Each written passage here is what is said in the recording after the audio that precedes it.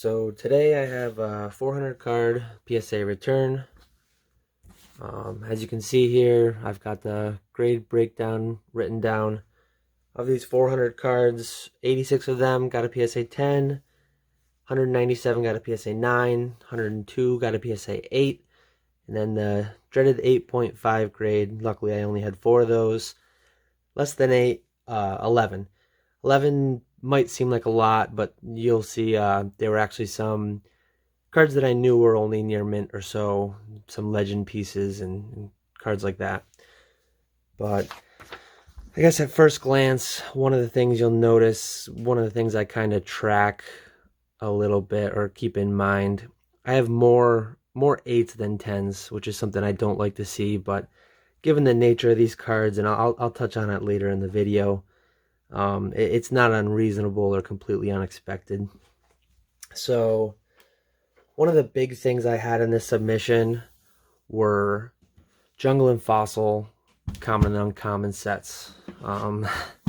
So these were sent back in May, quite a while before the real big price spikes, but I think in early May these were starting to move a little bit, so I figured I'd get a bunch of these sent out to PSA, and I had five complete common and uncommon jungle sets, 3 complete common and uncommon fossil sets. I won't bore you with all the 9s and the 8s because there were quite a few, but I'll just quickly go through the 10s at least so you can see what I've got. Some of these cards are already going to be going live on my eBay, probably by the time you see this video. One of the things, I know Nick and I, our podcast, we just did an episode a few weeks ago about the state of the different grading companies, and one of the things we might have talked about, or maybe we didn't even touch on it, was a lot of people say PSA is grading harsher these days. My personal opinion on that, I honestly don't know. I don't think I have enough data. I don't think most people saying that have enough data to know that, but all I can go off of is my own personal experience. And getting back to what I mentioned at the open of the video, I do have more 8s than 10s, which at first glance you might say, oh, well, they're grading harder, so you've got more 8s than you used to. Well, I don't know about anyone else, but I'm opening a lot less product these days than I was a few years ago.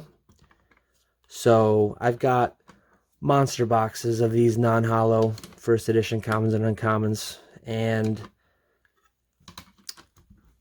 4 or 5 years ago when I first started sending some of them, I had to really go through them and make sure they were 10s, make sure they had a good chance at 10s when I sent them. So I scrutinized them really thoroughly. These days, given how high the prices have gone, you really don't have to be so careful. I mean, these 9s of these cards are going for 50 plus. A lot of them. Some of the 10s are 3 figures. So that makes me be less careful in what I send. And also, as I said years ago, I had to be a lot more careful and scrutinize a lot more what I was sending. So my inventory has been picked over maybe 4 or 5 times over the past 4 or 5 years when I've sent. So the general quality of the cards I'm sending is worse, compounded by the fact that I'm not being as careful with what I'm sending, because unlike 5 years ago, getting an 8 isn't punishing. You're still able to get more than the grading fee when you get a PSA 8. So I guess that's my own personal thoughts and opinions on the whole PSA grading harsher thing, and maybe that'll be a good segue into the recent acquisition of Genamint and how I think that'll affect the market, how I think that'll affect PSA. I think a lot of people are being really optimistic about it, and I don't know if I'm pessimistic or realistic, but my own thoughts on it are that I'm just going to wait and see what comes of it. I really have no idea. I don't think anybody has a great idea, but it definitely could do good things to help them in pre-processing, scanning. One of the interesting things that they talked about, and I guess I'll show next, aside from the WotC non-hollow common uncommons, I had a bunch of different modern things. That's essentially what this whole sub was. Modern and common and uncommon WotC, which I think these are the cards that largely fill the backlog that's currently at PSA. So my strategy with these is going to be what my strategy is with most cards. I mean, I'm not going to absolutely try to fire sell them, but I am just going to price them to be the best priced on eBay and let them sell. Very few of these cards, if any, are for my personal collection. Most of these I have binder cards of. But yeah, back to the Genamint thing. A lot of people are talking about the and it is very interesting that the thought that each card that's being sent would be fingerprinted in some way. I mean, no card's perfect. You might have certain whitening here or there, certain ink issues here or there, and so when these scanners scan the card, they'll fingerprint each card. If you submit one card today and then that same card 5 years down the line, say it gets a 9, I recrack this in 5 years, and it gets trying to get a 10, well, they'll know, they'll see. I mean, not these cards specifically because that technology wasn't active at the time, but any card that's greater than 9 or whatever grade under this new technology, if it's cracked to try to be resubmitted down the line, it'll be recognized and presumably it'll be given the same grade, or less likely that it's to upgrade because they'll scrutinize it a bit more and find whatever issues cause it to get that original grade. I think 5 years ago that was a way bigger thing. I think it's less of a thing now just because two main reasons. One, the cost. Years ago, you could grade almost any card for $50 or less, and I'm talking, I mean, cards that were four figures at the time that might be 5 or 6 figures now. Whereas today, I mean, if you grade, say you want to do that with a PSA 9 first edition base Charizard, you're paying thousands of dollars to grade that card. And I mean, the reward potential is there to go from $40,000 to $400,000, but still paying a few $1,000s at a time, and even those service levels, you're looking at a couple weeks, I think, the complete turnaround time. That's kind of an extreme example too, but say you're looking to get from a $500 card to a $5,000 card. That one you're spending $100 or so to grade it maybe, and it's just a lot more punishing than it used to be to try to crack and regrade, both because of the time and the cost. I mean, time is money too, so kind of a double whammy there. So I think it's a good thing, but I don't think it'll amount to a ton, because I think, and I could be wrong, I think cracking is not as prevalent as it used to be. But in any case, I think the fact that PSA is doing something, I mean, they went out and they acquired this company. I think that's good to see, and it's hard to be too negative on that because they're trying something. I think it's good that they shut down so that they could, I mean, quite a bit later than they should have, and I'm sure they'd probably admit to that, but I saw numbers where their backlog is about 10 million cards, and their capabilities are about 20 to 25,000 cards a day. So if you do the quick math, that's 100,000 per week. More if you count Saturdays and overtime or whatever, but I'm assuming that's with Saturdays and overtime figured in. So you're looking at a 2-year backlog with 10 million cards, and that's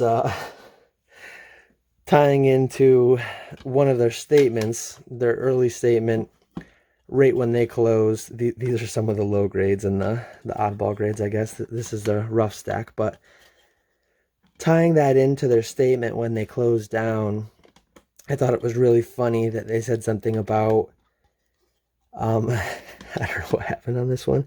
I thought it was funny when they said something about wanting to have all service levels opened up by July 1st. And I mean, I see some people kind of believing that and planning to have cards to submit for $20 a card in July. And I mean, if you, like I said, if you do the math on it, I don't think there's any possibility that that's going to happen.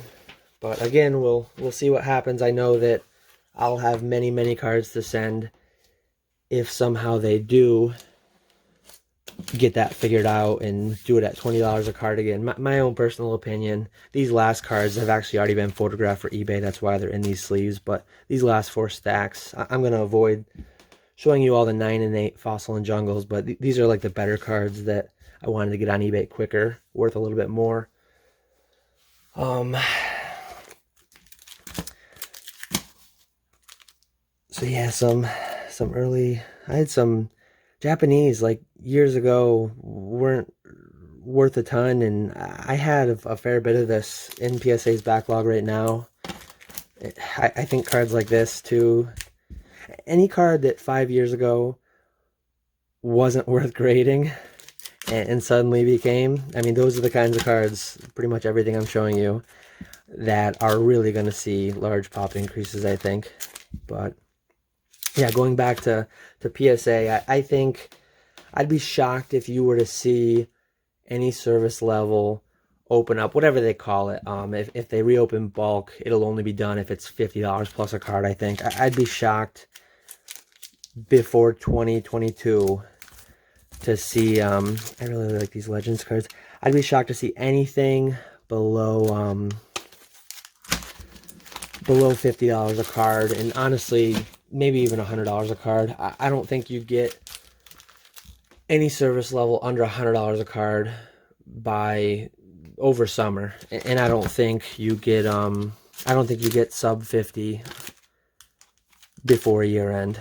Just to throw some numbers out there, throw some guesses out there. It'll be interesting to see what we get, but we all know that in 3 days they received 3 months worth of submissions prior, and those 3 months had been the record 3 months they've ever had. So that was all done at $20 a card. You can only imagine what would happen if people were accumulating cards in their own personal backlogs, and then PSA decided to accept them again for $20 a card. It just seems not remotely plausible. One thing you see too is that I kind of was expecting, and it almost came a little bit later than I expected, but CGC, I'm recording this on Sunday night. This Wednesday, I believe, they set their deadline for getting things postmarked to get their current, I think they're $9 a card plus $7 subgrades for bulk, and their new bulk floor is going to $15 grading and then $10 subgrades, I believe. I know my strategy right now, and I wish I had done more of it with PSA. I'm getting everything out the door. I probably have 2,000 cards or so I'm sending to CGC to get into their backlog at the current pricing, because I think we're headed down a path where, as I said, nothing sub 50 for PSA by year end. I think this current price increase for CGC won't be the last one for this year, because I think they're publicly advertising 144 business day turnaround. You can expect a mini surge of submissions coming in to lock in that lower pricing. So I think anything you send out now under this under the $15 a card pricing, I think you should definitely not expect it for a year. I mean, this time next year if you're lucky. And as I said, just given that PSA isn't going to be accepting anything, presumably this year, for under 50. I think CGC is going to be 30. I mean, with this increase, they're going to be $25 a card, bulk with subgrades, $15 without. I think you're going to be looking at $30 without subgrades and maybe $40 with subgrades by the end of the year. Again, just to put another number out there, it'll be interesting to see how that pans out. And that's all I have for today. So that was kind of the highlights of my 400 card submission. If you like the idea of seeing these videos, let me know. Feel free to leave a comment, hit the like button, subscribe if you want to see more. I do have dozens of orders out at PSA and CGC, and I think it's hard for me to kind of talk to myself, but at least when I'm going through cards, it gives me something to do in the background and something for you guys to see too if it interests you. So like I said, if you want to see more of these, let me know. I will have dozens of them to do over the following year if there's something people want.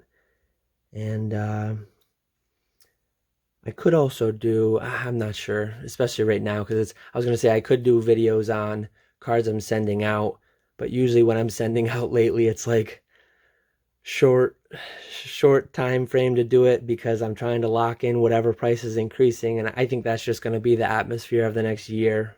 It'll be really interesting to see where this all goes, but yeah, I'll quit rambling. So that's it for today, and thanks for stopping in, and I'll catch you all later.